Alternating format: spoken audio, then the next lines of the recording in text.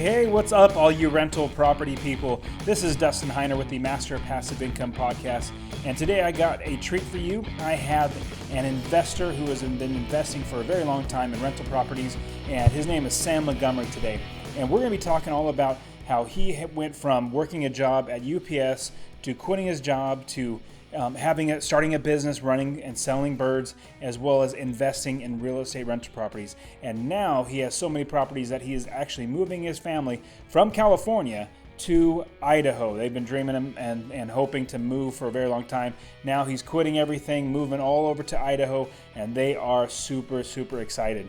So hopefully you're going to learn a ton from Sam because he has a lot of experience investing in cheaper rental properties, as well as how to cut expenses, how to live a life that is going to be able to quit your job, because it's not just about increasing income. It's also about getting rid of your expenses and lowering your expenses. And Sam has done that. Everything from doing Section 8 to fixing up the properties right to so many different things. All right, guys, so let's jump into the session number 13, where we talk all about cutting your expenses, increasing your income so that you can quit your job. All right, guys, let's start the show.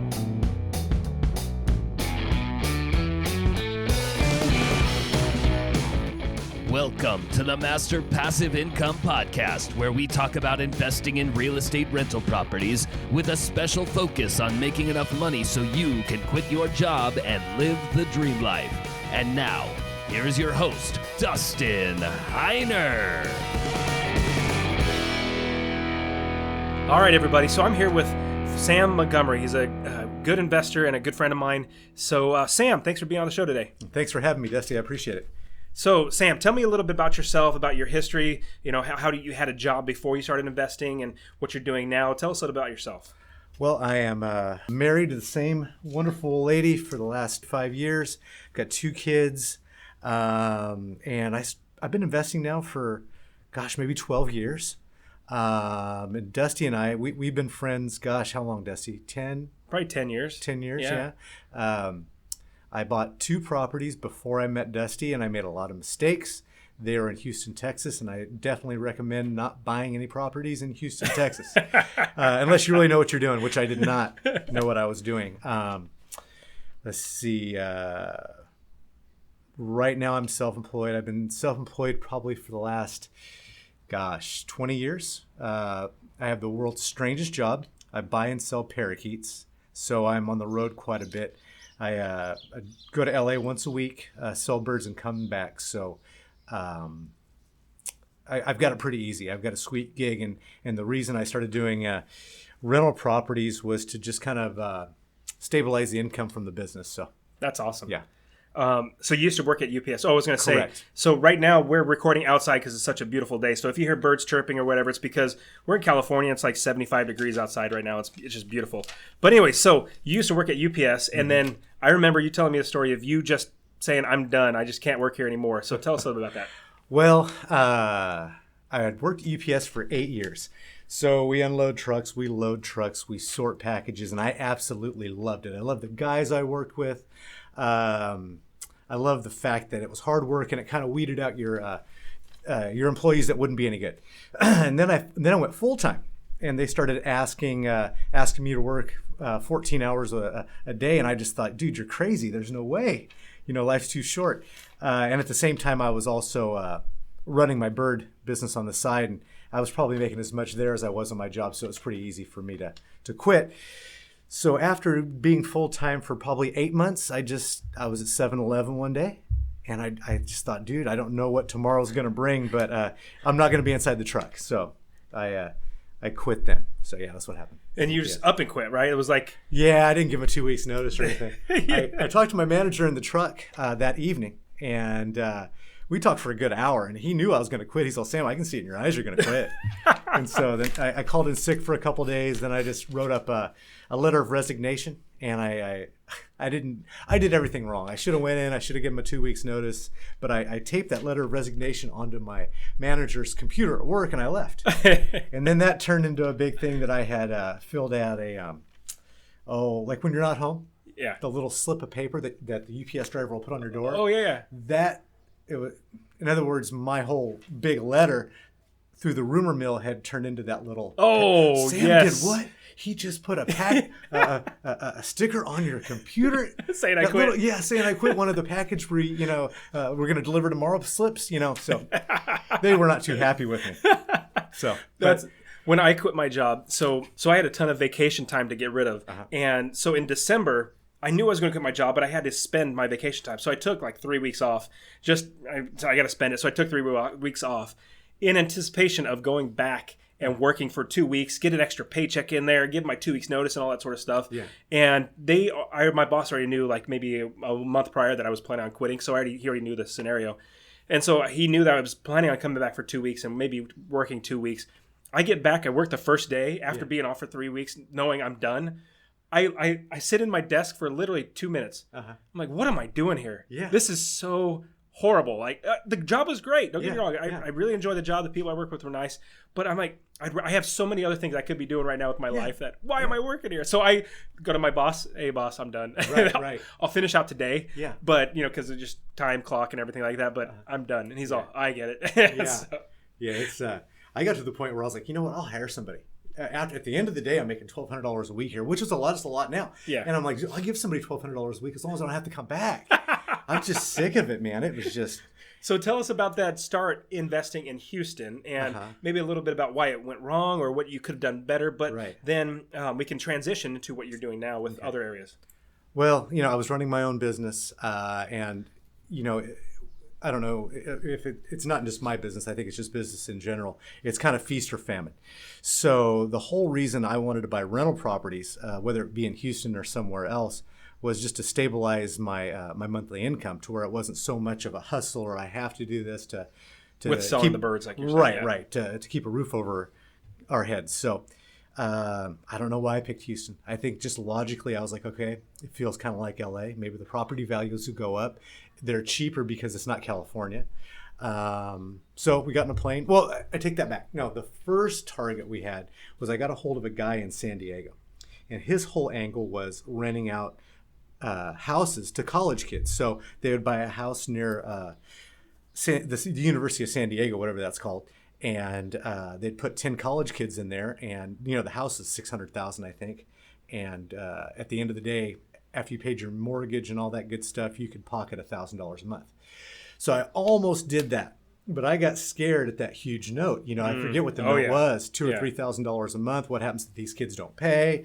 So we backed out of that, and I told Lisa, and she's okay. When we going to Houston? I go, we're going next week. So not knowing anything, the only thing I really knew is that $100,000, a mortgage on $100,000, if you do the math, is close to about $500 a month. Yeah. Dumb. So, and just kind of going off a ballpark figure on property taxes, your insurance is probably $100 a month and your property taxes is $100 a month. So anyways, we drove around Houston, great real estate agent. The first guy I called, great guy. I still call him to this day, 8 to 10 years later. And he calls me the Birdman. I love the guy. So we drove around Houston and I found 2 homes that were in a part of Houston where you could basically build a mobile home park if you wanted to. And that's what would turn me on because I thought, well, gee, if I could buy these 2 properties and they're both on an acre, I could have 2 acres and I could slap 5 or 6 mobile homes back there, 10,000 a mobile home, and be really have a lot of passive income for not a lot of money. So that's what we did. And they wanted $200,000 for both homes because both homes shared a well. So they wanted to sell them together. And I offered them $100,000 for both houses. I didn't think in my wildest dreams they were going to take it, but they did. And the main reason they took it was $100,000 total for both homes. For both homes. So I got them both, for $50,000 each. And the people who had lived there, it was a mother and father, and they had all these siblings. And the mother and father, I guess, had died, and now the kids are trying to sell it. So there was 10 kids, and they didn't care. They just wanted to get out of the deal. So we bought those, and I wasn't able to look into one of the properties, which should have been a red flag. Oh yeah. So I go, I'm just so gung ho. I was like, oh, you know what? Let's do it. Well, it's it's going to cost me $700 a month, and this one house brings in $700 a month. There's no way I can lose. So we bought them. We went back there, and little did I know that the walls or the flooring was falling down in the one house I wasn't able to look at. The foundation was But I had brought my own construction guys because, with the birds, I had a guy who was driving for me, and he was just a jack of all trades. And so I brought him and Pat. They drank beer and worked on that house, gosh, for 2 or 3 weeks. And I think we fixed it up for a couple $1,000s. So it could have been a lot worse. And then I rented them out. And I left. And I didn't have a good property manager. I had one lady that every time we turned around, she wanted to get a contractor in there that was licensed, which I'm not against. But I mean, sometimes a handyman's the way. Yeah, it's totally fine. Yeah. Yeah. Like if a toilet is leaking, you don't need to call a plumber. No. Get a handyman over there. Yeah. Like, there's no point in spending $200. Yeah. $100. Yeah. We're not paying $75. prevailing wage here. Yeah, exactly. Go ahead. So, anyways, that was kind of her angle. And every time I turned around, she just was hitting me for money. And there was a plumbing problem, and I think she wanted $3,000 to fix it. And so I got into a plane. Yeah. And I said no. I went back there, and for $500, I fixed the problem. And in the process of doing that, I met the guy who I eventually sold it to. But to make a long story short, the people they weren't paying their rent on time, and I had a lot of vacancies. And I think that's the thing is that the properties there in Houston, there's a school tax involved, which I didn't know that. Oh yeah. And there was flood insurance, which I didn't calculate right. So my investment of $100,000, which I thought would be $700 a month, my note on the property was $1,350 at the end of the day. Wow. So it's twice as much. Plus, yeah, and people weren't paying, and I was drowning, and so I met the gentleman who was renting the house with the foundation that had fallen through. He owned his own lawn service company, solid guy, and sold it to him. So that was a blessing to do that. So I got out of the business real quick, and I kind of throw my hands up, and I was like, I don't know what I'm doing. I'm just going to pump my brakes and kind of lick my wounds a little bit. And then a year later, I met Dusty. And that was, I remember the first time we met was at some kid's first birthday party, yes. And we were talking about business in general because I love business. I was talking about business, and we just started. You have your own business selling birds. Oh, that's pretty cool. Tell me about it. And you asked me about the real estate what I've been doing, and this was like 10 years ago. Yeah, and I think I had maybe 8 properties, something like that. And I was cash flows running in, and I got at least $250, $300 a month per property, and you're getting the numbers. You're like, wow, you got this down. Like, how do I do it? Yes. I remember you were so excited. I was like, wow, who is this guy? You were the first person I ever told about the investing in real estate. Yeah. That was like, I want to do it too. Okay. Like because you already had the taste of it. Yeah. And but obviously it was a little sour. Yeah. But you saw the success that I was having. You're like, hey, if Dusty could do it, I could do it. No, it was that. I never, who in their right mind looks on Zillow for properties that are only worth $20,000 to $50,000? Yeah. I mean, we're conditioned in California that you've got to get a $300,000 house and have a mortgage for 30 years. Yeah. So that didn't even occur to me. And I asked you, how much are you paying for these houses? And the prices were so low. That was the first thing out of my mouth. I was all, well, are they trailers? Are they mobile homes? What are they? No, they're legit homes. Yeah. So yeah. Yeah. So that's awesome. So what was it like buying that first property? Because usually most of my students and the people listen to me, buying the first property is the hardest. Mm-hmm. And you and I know, I mean, it is hard because it's a starting a new business and going somewhere you don't know, and you're hoping not to lose money. Right. And what I believe is if you know how to do it, if you're taught right, it's almost impossible to lose money if you do it right. Right. There are many ways to do it wrong. Mm-hmm. Really only one way to do it right. But tell us about you buying that first property and then jumping back in after that horrible experience, jumping back in and buying it the next one. Tell us about that, like the thinking and how you did it. Well, I mean, with the bird business in Texas and the whole thing, the numbers were so much bigger than buying my first property in the Rust Belt. So for me, I was so excited to do it. I thought, gee, I had this big blunder. This has to work. And if it doesn't work, so what? I'm going to have an extra payment of $50 or $100 a month. I mean, I can stomach that, where I was looking at $1,350 on the other end with the Texas properties. So, it was great. I bought it. And then. But did you have fears going into it again? Well, because, when you buy lower price homes, you don't have that huge mortgage. So, obviously, if you're paying something like $300,000, you have a huge mortgage. You got to concern that. Right. But finding cheaper homes in another state, how was that to you? I loved it. I wasn't, it wasn't, I wasn't jumping up and down in my mind at the thought of losing, $20,000 or whatever, but nothing ventured, nothing gained. I mean, I was excited to do it. I mean, it was such a small outlay of cash compared to a normal business, and you can get out of it. I mean, you can turn around and resell it. If you resold it for half of what you paid for it, I mean, shoot, that's a semester in college. Yeah. I was excited to do it. And then the property manager I had was a great guy. He did something that my other property manager in Texas never did. He talked to me. He returned my phone calls, and he tried to look out for my best interest, which was to do things cheap. And just the fact that I had bought the 2 properties in Texas plus the mobile home in the back, there was 3 properties. I was overwhelmed, and just the thought of having one and only needing maybe $2,000 or $3,000 to fix it up and put it on Craigslist was very, very palatable to me. So so in finding a good property manager, what does that tell you now about possibly managing the property yourself in any regard, or do you just love having property managers, or is it take it or leave it? Like, just depends on the scenario. I think if you're going to invest out of state, you absolutely have to have a property manager, because you're not going to be there to do it yourself. I don't know how you could do it without a good property manager. So that's key. If you're going to do this, find a good property manager. Even if you have to physically go back there and interview 10 different people, just don't give up. And just because they're personable on the phone or they're not personable on the phone, that's not the main thing. The main thing is that they do what they say they're going to do in a timely manner. They return your phone calls. Yes, absolutely.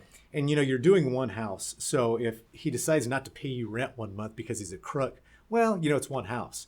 If you can get referrals from friends, that's really saved me a lot of time finding property managers. But if I had to start out from scratch, I would just pony up and go back there and spend a week and check everything out. Yeah. And meet people. So how many properties do you have now? 9. You have 9 properties. Not including Texas. I do not include Texas. Okay. So you have the 9 properties right now that's bringing passive income. Correct. And we'll jump really quickly to what you're doing now. Where you're moving your family from California to Idaho. Correct. So we'll get back to the real estate, but I want to. So right now with the 9 properties that you have passive income coming in. Correct. So you're still doing your bird business since you're on twice a month. Correct. But you're also upping your family out of California, moving to Idaho. Yes. How is it that? What do you feel that leaving California and going to a whole nother state and taking your entire family and not needing to find a job? Like, is that a relief? Yeah, I'm so entrepreneurial in spirit that I don't think I could do anything else. I listen to Gary Vee. How do you pronounce his last name? Vaynerchuk? Vaynerchuk, yeah. Okay. And he feels the same way. He just couldn't do anything else. No. I don't care if I lose everything. Yep. I'm going to be like, you know what? Get the truck, back it up, get the government cheese. We are staying underneath the bridge. And I am not getting a job. I'm not going to get a job. Absolutely. No. I had to find some sort of hustle. But yeah, I mean, how do I feel moving the family? I think I'm a little nervous about the bird business, not being there every week because I'm kind of Johnny on the spot. But, it's time to work smarter, not harder. Yeah. And I think that the passive income from Ohio is really giving me a level of comfort that if things were to go sideways, we wouldn't need to move or get on food stamps. So tell me about your favorite things about real estate and having rental properties. Have you thought about all the benefits, everything from, obviously we know passive income's one, that's huge. That's a great big one. But you also have things like equity in the properties that you can utilize for other properties, recycling that money over again, which you've talked about in the past. Yeah. Tax benefits. But do you have any thoughts of why you like rental properties in real estate? I think just the simplicity of it. If you take a normal business like, running a taco truck, it's so intricate. There's so many things you have to worry about, whether that's government inspectors and all that stuff, where with real estate, the only thing you need to worry about are repairs and evictions. And if you get good tenants, you can take evictions off the table. And it seems like as the years have gone on that we've weeded out the bad tenants and my phone rings less. It's getting better. And the fact that you get a monthly check versus say a 401k that's growing that you can see but you don't really get to feel it is awesome. I love that. The one downside I would say with the cheaper homes, in Ohio would be they don't appreciate the way California properties do. Yeah, that's true. But you can't have it all. Yeah, that's true. Yeah. So Sam, did you have any trouble getting your wife on board with investing in real estate and anything that you're doing with entrepreneurial type of businesses? No, surprisingly, we wear two different hats, and Lisa's probably more gung-ho than I am. I don't think I could have married a woman that was like trying to hold me back. That just wouldn't work. Yeah. So you didn't have to have any like sit down. Hey, we're just doing this. Like, I know you're against it. No. We're doing it. You didn't have that. No, I remember one time I was this is one of my biggest gambles that I'm proud of. But parakeets fluctuate. They're a commodity, and they got down to $1.25. I've never seen them that cheap. And I wanted to max out our credit cards. So I think I took $40,000 and bought 20,000 parakeets. And I called the police saying, hey, I'm doing this. She's all right, good. Wow. How nuts is that? That is nuts. Who would do that? Yeah. But anyways, that was a gamble that worked out. You know, I have a lot of war wounds from things in the past that have not worked out. But anyways. For me, getting my wife, Melissa, on board, it took a lot of work to get her on board because she's, I mean, her parents were teachers. Right. Sweet people. They're terrific, but they're not like risk takers, entrepreneurs like us. Right. And so she grew up in that, and I had to really walk her through all the numbers. Like, say, it's going to produce this much money. This is all the benefits we're going to have. These are expenses. These are the income. Basically, show her the entire business model. Right. Because she was so hesitant. Yeah. And I find I get a lot of questions from people saying, how do I get my spouse on board? You know, I'm all for it, but how do I get my spouse on board? And my suggestion is, if you have that scenario, to show the entire business and say, this is what it's going to do for us. And you can even point to me and say, hey, look, I know this guy that he's a podcast and he's teaching online how to actually do this. Right. And he literally quit his job and he doesn't have to have a job again. Right. And I'm like you, Sam, where even if all my passive income goes away, I am not getting another job. No. Life is amazing without having a job. I remember you told me it was like maybe 3 years after we first met, we started getting to know each other a lot more. And you said, because you knew about my business and the real estate, and you started investing. And you were asking me how much money I was making and how much money I needed. And you said, why don't you just quit now? And I was like, oh, that's scary. You know, it's scary to up and quit. Yeah, you know, absolutely. At the time, I think I had two kids. I think when you mentioned that, I was like, but I got 2 kids and, you know, I got a wife to take care of, which is valid. Yeah. But I love not having a job now. And no matter what, I am not getting a job. I'm going to figure out another way. Well, you know, I mean, look, I love my kids. I want to provide for them the best I can. But at the end of the day, I only believe you owe your kids and wife 3 hots and a cot. That's it. You know what I'm saying? I mean, as long as you're not out drinking, messing around on your wife, or doing drugs, and you're out there hustling, your kid is going to look and admire you for your work ethic and how you didn't go to a job you hated every day. Yeah. And come on, we live in America. I mean, this is where dreams come true. I completely agree. Yeah, so I just got back from a 6-week trip all through Europe, and it was absolutely fantastic. But I was thinking, man, nobody does it. Like, this is a rare thing. Like 99% of the people don't ever do something like this. And I'm able to bless my children, and they're able to go through and see all these things and learn so much about all the cultures and about the places and everything like that, and see all the history. And I was thinking, man, this is such a blessing to be able to not have a job and spend all that time with a family. Right. But I'm right there with you. Even if I needed to make more money, I'm going to figure out another way. And when I was growing up, my dad, he was in framing or construction. Yeah. Didn't make much money. My mom was, I think she worked at a restaurant as a server, and we didn't have much money. But I was a kid. Yeah. I didn't care. You know, it was, hey, it's fine. It's, I didn't know any different. Yeah. So, you know, our kids growing up in America, they get a little more things like iPads and things like that. But hey, life's tough. You know, hey, this is what we're doing as a family. You don't deserve anything. You know, we're a family, and we're struggling together, and we just got to pray that God's going to bless us through this. And but I'm right there, totally right there. It makes you stronger. Yeah, absolutely. And your kids seeing that and seeing, hey, there's a new way or a different way. I don't have to go to school, go to college, get $60,000, $70,000, $100,000 in debt. Oh, don't even get me started. Oh, yeah. Yeah. So you can go sit in your car in traffic for an hour and a half to work, crank out 10 hours. You're never going to do a good enough job for your boss, and then do the drive home and that stuff. I'm thinking of Los Angeles and down in that area, not so much Fresno. And your boss only pays you enough to keep you working, and not too much to where he's just going to give you so much that you're going to want to quit, but you're not. Yeah. You know, it's if I lost this job, it's going to take it. Like, if he didn't pay you enough, you're going to quit. Right. But it's just enough, and he's going to take all the profits. Might as well do it yourself and be the business owner. Yeah. My buddy, he has a career down in LA, and he makes $100,000 a year, constantly going into debt. Even that's not enough down there with the housing prices and just the standard of living I think that we think that we need. So anyways. We talked a little bit about it, or you talked a little bit about the Houston property. Correct. So including that one, but just in general with all your real estate experience, name a couple failures or troubles that you've came across that our listeners could be able to take away and say, hey, this was something that I heard that I should watch out for or whatever.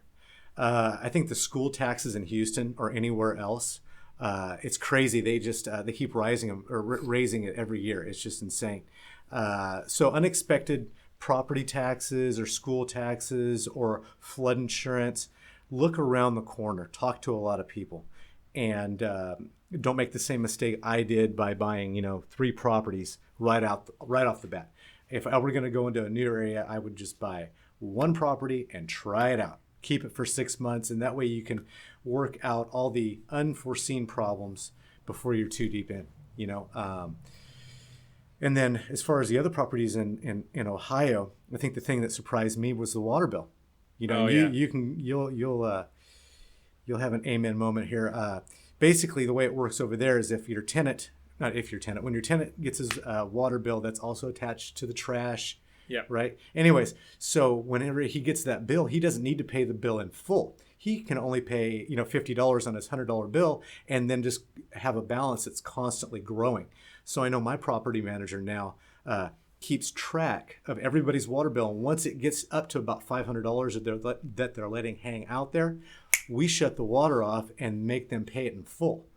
But even saying that's one problem in Ohio, but I would still buy more properties in Ohio. Because the water bill stays with the property. It's not like electricity, right? Yes. Or a cable bill, what sticks with the person. They say, hey, somebody's going to pay it. I'm going to get my money from the owner. From the owner. Yes. Even though it's under somebody else's name. Yeah. And that guy just left. He's left, and he's jacked up your house, and he's left you with an $800 water bill, and you got to pay it. And so we found the best way to do that is monthly. Yes. Checking on it. And if they don't pay it, that comes out of their rent, and now their rent is late because they haven't paid their rent. And now I think in the beginning, you could shut somebody's water off and they can go down and give them $100 and they would turn it back on. But as of late, they've wanted payment in full, which has been great because the tenant will pay that, not the property owner. Let's see, I had a list of bad things that have happened to me. Don't be so gung-ho. Water bill tax. And then Section 8 is a beautiful thing. I know it has a lot of bad mojo maybe behind it. People think that that's a kind of a lower class of people. But, it keeps your property manager. Okay, so anyways, if somebody doesn't know what Section 8 is, Section 8 basically is a government program that if your income is less than this, the government will come in and give you a payment voucher. So you can rent a property to Henry down the street, and Henry just has the government turn around and reimburse the landlord once a month on the 1st. So it's awesome because people who don't pay rent are your number one the number one thing you have to watch out for. See, if you have the government paying your rent, they're going to pay. And once a year they go through and they do an inspection to make sure that the property is up to snuff, which actually keeps your property manager honest. And it's a good reassurance. Also, that the tenants are taking care of the property, too. It's not just, hey, make sure that the house is good for the tenant. Right. They also make sure the tenants are taking care of it because they're footing the bill. Absolutely. Yeah. What else is good about Section 8? It rents faster. The negatives on Section 8, it takes longer to get it rented initially because you have to go through all the government bureaucracy. It costs a little more money because the government's going to want all the chip paint cleaned up. They're a little more demanding than, say, just putting it on Craigslist. But anymore, that's what I do. I just spend the extra couple $1,000s and just Section 8 the property. That way you're guaranteed income.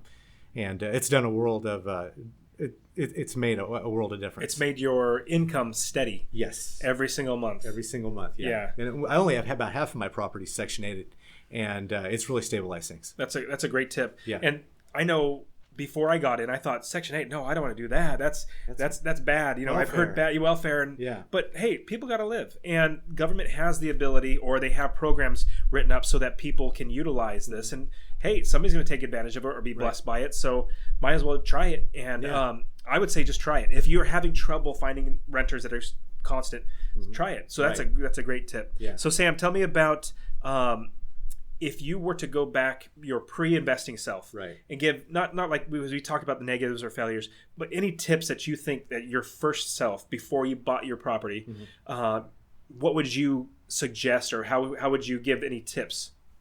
Buy a very cheap house in a good neighborhood where there is high demand, somewhere back east, because I live in California, so that really doesn't exist. No, it doesn't. Try just to pay cash for it, especially if it's between 15 and 25,000, or even use a credit card with 0% interest. That way you don't have the banks involved. Do one, cut your teeth, get a property manager, experience all the pitfalls, and get a feel for it, and just do one, and then start to build on that one property.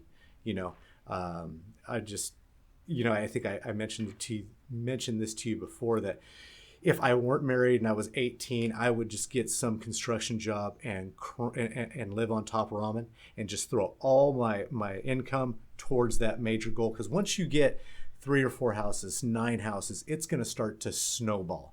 And then pretty soon you're on the plane. That's the best. Going to Europe. Exactly. Which I'm not at that point yet. I don't even think 9 houses is enough.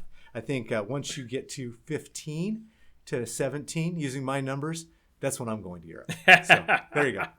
I'm not there yet, but I can feel it snowballing, I guess is what I'm Yeah, saying. the passive income snowball is amazing. And starting, like you said, buying that first one. Yeah. I literally bought 2 properties with a credit card. There you go. I think I might have told you this, but I'll tell everybody. Oh, yeah. So it was right before the crash in 2008, 2009. Okay. I got this credit card offer in the mail. It said cash out for 0.13%. Okay. Like a ridiculously low. Yeah. And like I see those before, so it's you get cash out, but this was for the life of the balance. Oh wow. So a life of the balance at 0.13 or something like that. That's crazy. Yeah. I said, they're giving me money. That's just giving me money. Yeah. So I said, okay, and I took out like $14,000 and bought some properties with it, and made money hand over fist with that. Yeah. And it was free money. I was like, this is great. Right. So yeah, using a credit card, that's a good tip. Obviously, you got to be smart about it. You got to know what you're getting into. Right. If you're going to putting all your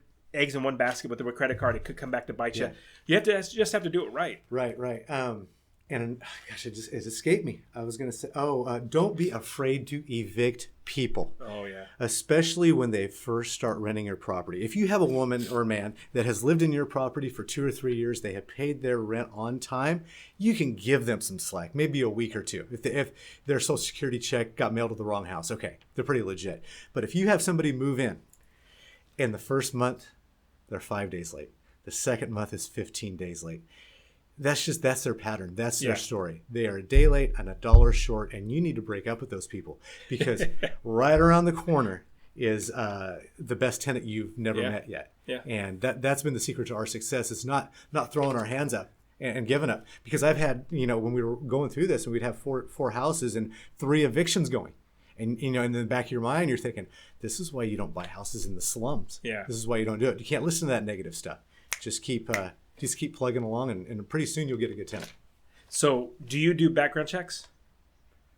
I haven't had an eviction in so long, I forget how I do it now. But yeah, I know you and I have talked. Yeah, you should be with a property manager who does background checks. It's definitely a good idea, because you don't want somebody in there that's got a huge criminal record, or definitely credit checks. I mean, credit checks will save you a lot of pain. Absolutely. So I started doing background checks because I was getting tired of getting tenants in there that would just move out within 2 months, 3 months, or stop paying, and then I have to evict them. So I started doing background checks, and I realized that I was shying away from spending $30 because my property manager was telling me at the time, well, these people don't have much money, so they're not going to pay for a background check. Because usually, they submit an application, and then they would pay $30 for the application fee, which is basically the background check. Right. And he said, these people won't do it. And I said, fine, I'll pay it. I don't care. I just need a background check done.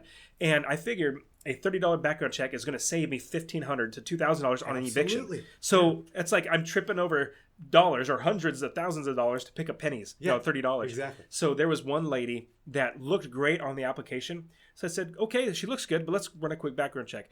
Ran the background check. She had 4 evictions in the previous 3 years. Oh my gosh, yeah. I'm not going to be the fifth. No. The fifth eviction. So I know that. So we've just obviously passed on her. Yeah. So Sam, do you have a strategy for getting new properties? We talked a little bit about what you're doing now. Can you give any strategies for everybody that's listening, how to either grow their business, build their business, or what you're doing now to help your business to continue to grow? Just buy one house after the other. I think for me, I like to keep it simple. So what I'm doing now is something I said I would never do. I'm actually going to try to get a mortgage on a $30,000 house that might rent for a little bit more to cover the price of the note. And get that one underneath my belt, and then hopefully do one a year, and just slowly stop the treadmill. The what you need to provide every month to have your standard of living met. So that's, and as far as advice, just do it. Just do one, and just once you do that, just rinse and repeat. Isn't that what they say? Absolutely. Yeah, absolutely. So where are you looking to invest now? Are you thinking of other places? Are you like, what are your thoughts? Like, where are you going now? Still in Ohio. Yeah, still in Ohio, because I don't, there are so many unexpected things in Texas that I don't need to jump out into another market and get my head handed to me again. So yeah, no, just more properties in Ohio. So we touched on this a little bit. So hypothetically speaking, if you were to start all over from scratch, and you literally had $1,000 to your name, how would you start over? Like, what would you be your process if you had to start from the very, very beginning? What would you do? Well, I think we've talked about this before. I think there's two scenarios. There is the single 18-year-old me, and there is the right now me. So if I didn't have any houses at all to my name, I was at a job that I hated, I would just look at my financial picture. I guess it depends on where you're at. Do you have a lot of school debt? Do you have a lot of credit card debt? I think I would just do some Dave Ramsey action, and I would just do some debt snowball and just kill it. I would just cut my standard of living and just kill it. From there, I would turn around and I would just buy one house, then buy the next. And, everybody wants the quick answer, and I don't think there is one. Bankruptcy would be terrible. I don't know. You can't go through bankruptcy on student loan. No, you can't. And then now that's one scenario. So wipe out all debt, turn around and start buying rental properties. The second scenario would be the 18-year-old version of myself with no obligations. I would honestly, I'd buy a camper. and wherever the job site was, I'd find the closest Walmart, and I'd slide right in, and I'd just have no bills. I'd have no bills, and I would be buying a house every 6 months. Amen. I'd go back there. I'd spend a week or 2 weeks, however long it took to make my new best friend, who would be my property manager, and we'd go hand in hand from house to house, and that's what I would do. That's brilliant, and I think you're right with cutting your expenses and saving up to buy the properties. Yeah, I think that's brilliant, because what you find is people want it like a get rich quick scheme. Well, real estate and rental properties, if you do it right, you will get rich. You'll get wealthy. You'll have more time than ever. You'll be able to spend the time with your wife and kids, or spouse, husband or wife and kids, and you'll be able to do whatever you want whenever you want, because you don't have a job. Talking about debt, because you brought up debt and school debt, you touched on it just for a quick second about college. What are your thoughts about college? I think college is a joke. I mean, you too? Good job. I'm glad I'm not the only one. Yeah. Maybe I'm just negative Nancy, but I just see the way the world's going between Amazon and government regulation, and just the end of the entrepreneurial experience is basically you've cut all your costs and you're keeping all the money for yourself. That's what I do. I'm constantly thinking about that. So with artificial intelligence, I don't know. Best case scenario, you go out and you get a government job and you love it, whether that's being a doctor or a lawyer or a construction worker, because all those jobs are based on the government, whether it's Medicaid or the Fed and interest rates. It's not for me. I guess if your passion was being a doctor and cranking out 80 hours a week at some hospital, more power to you, and you are okay with $150,000 in debt. But I don't see going out and going $50,000 in debt so I can become a teacher and make $50,000 or $60,000. I just don't see the point. But see, I'm an entrepreneur at heart, where if somebody isn't, maybe that's their only option. I don't know. It isn't. There is no right. There is no wrong. But I know that I don't function well with a huge debt load. Oh yeah. I worry, and the Bible even says that somewhere. I can't quote it. I've read Proverbs enough to know. Yeah. So and my main goal is to spend more time with my family and have you can't make more time. So I think that's a lifestyle is my big push. Lifestyle, yeah. Yeah, that's Not materialism at all. I could care less what kind of car I drive. Oh yeah. Absolutely. I personally gave up a terrifically huge house. I think it was like 4 or 5 bedrooms, and it was a great house. But I had a job with that at the time. Now I'm living in a 3-bedroom, 2-bathroom house, and I realized, I don't have a job. I don't care where I live. Yeah. It's a great house. It's just a smaller house. Right. We like a bigger one. Yeah. But we cut our expenses, and I have so much more money now. We can go to Europe for 6 weeks, and so some people might need a big house, or they might need certain things.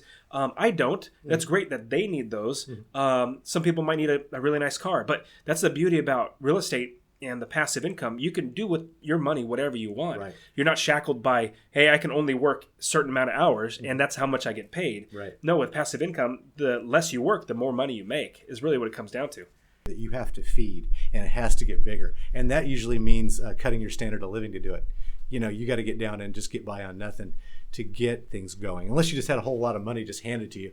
And I think it makes you so much or so less efficient when you have a big bank account, because if you're broke and you're hustling, you're going to go and cut corners, but cut costs.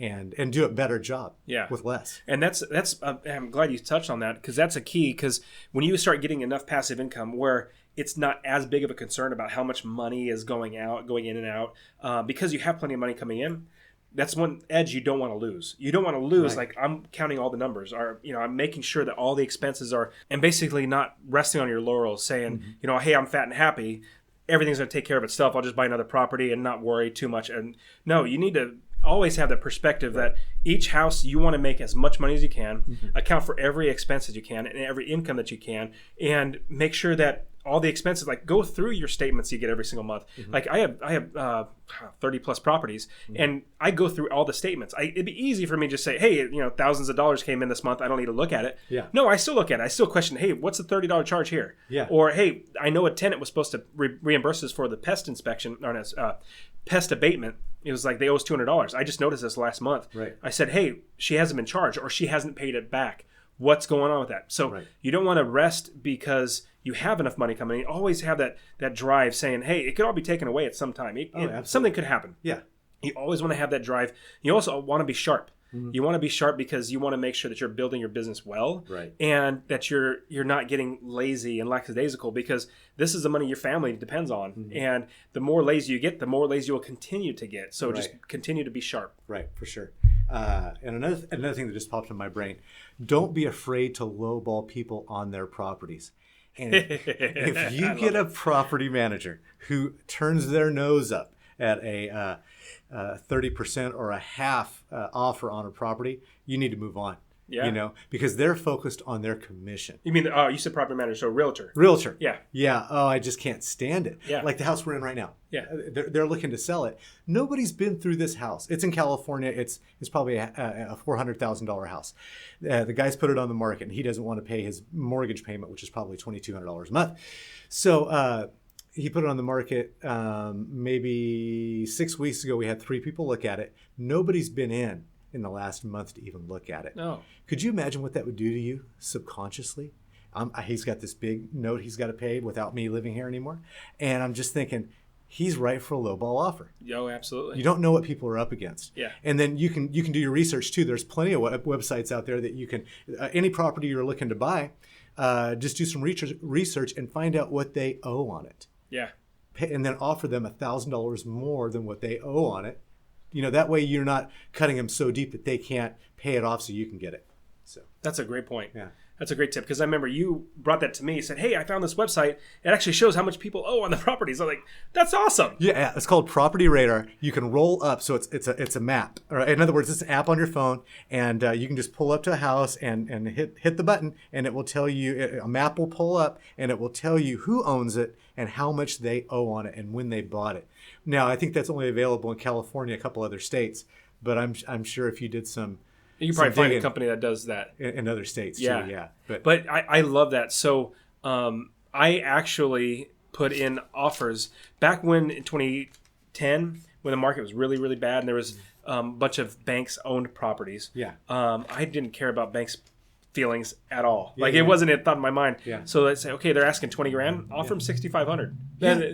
But you're right. If a realtor says, oh, they're not going to go for that, and I was like, I don't care. Put in the offer. Yeah. Like stop griping about it. Yeah. Put in the offer. And if they don't want to do it, say, okay, I'm going to find somebody else that's going to put in the offer.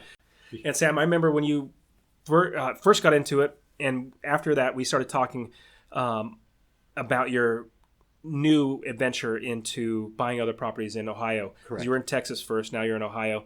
And I remember when you first started out, you'd ask me questions all the time, like, hey, what about this? Or what about this? Yeah. This is happening, this is happening. And now I don't get those questions from you because you've done it for however many years. Yeah. And you've run the gamut of, Right. you've done it. And so you know what to expect. You know the ins and outs. And that was one thing I want to point out what you said is get your first property and get that under your belt. Yeah. Yeah, because getting that first property is really the hardest. It's always the hardest. Right. And at the same time, you get a lot of experience. Yeah. You see what potentially pitfalls are out there. Mm-hmm. And just like with you, everybody else listening, if you buy one, you're going to have questions, which is totally fine. But by the time you buy your 10th, 12th, or whatever, you're not going to have any questions about buying the next property. Now, your next question might be, how do I scale it? Like, how do I get bigger? How do I move into apartment complexes or, multifamily units, things like that. But the general nuts and bolts of the business you have down because you've experienced it. So getting that first one is hugely monumental for you starting investing and buying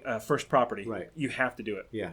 It's, I don't think people realize, and I'm guilty of this too, you don't realize as you're doing it, you're learning it. You think, gee, I need to pick up a book, or I need to take a course, or I need to listen to more podcasts on this subject. At some point, you're going to learn a lot more. You need to do all those things. You need to prepare yourself. But if that's all you're doing over the course of a year, dude, you just need to pull the trigger. Yeah. Just do it and fail or succeed.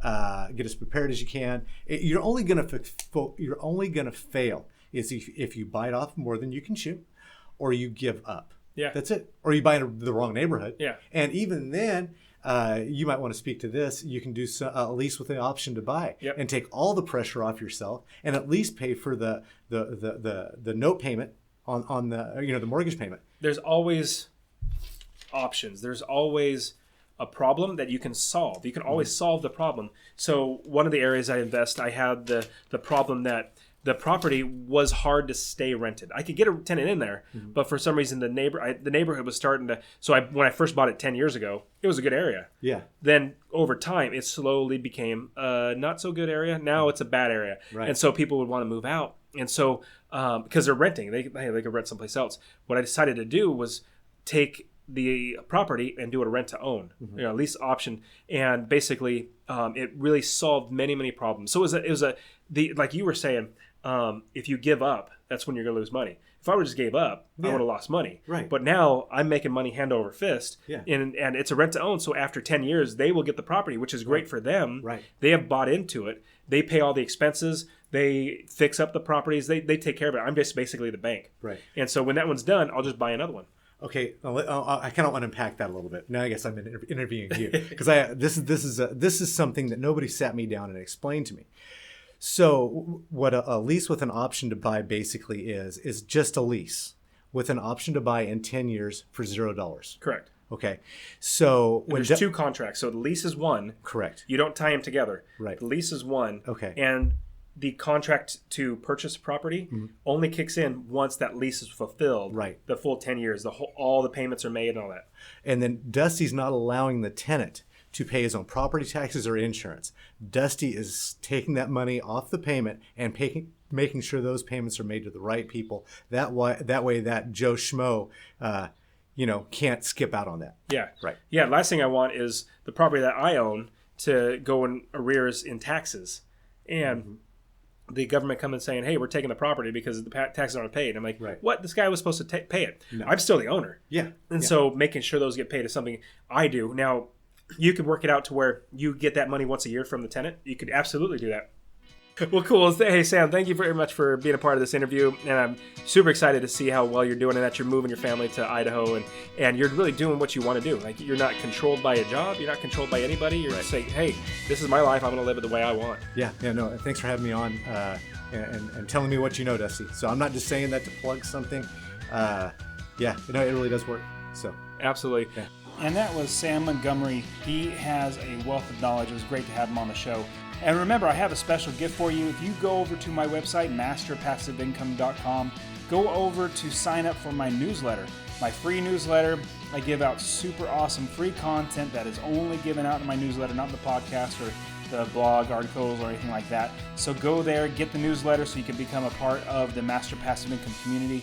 On top of all that great free content that I'm going to give you in the newsletter that only the people in the newsletter will receive, I'll also give you some free downloads, some workbooks that you can use to get started investing in real estate, a free starter guide, a free course for you, all this great stuff. So you just go over there, go to my website, masterpassiveincome.com/free course. You can get the free course that will get you started investing in real estate. All right, guys, hope you're doing well. Get out there, start investing, get your life changed so you can do whatever you want and live wherever you want and live the life of your dreams. All right, again, this is Dustin Heyer with Master Passive Income. Until next time, see ya.